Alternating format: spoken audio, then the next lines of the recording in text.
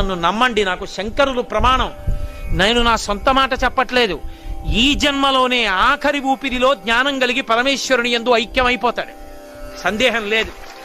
అంత గొప్ప స్తోత్రం ఈ ప్రపంచంలో వాంగ్మయం మొత్తం మీద ఉన్న ఒకే ఒక్క స్తోత్రం దక్షిణామూర్తి స్తోత్రం.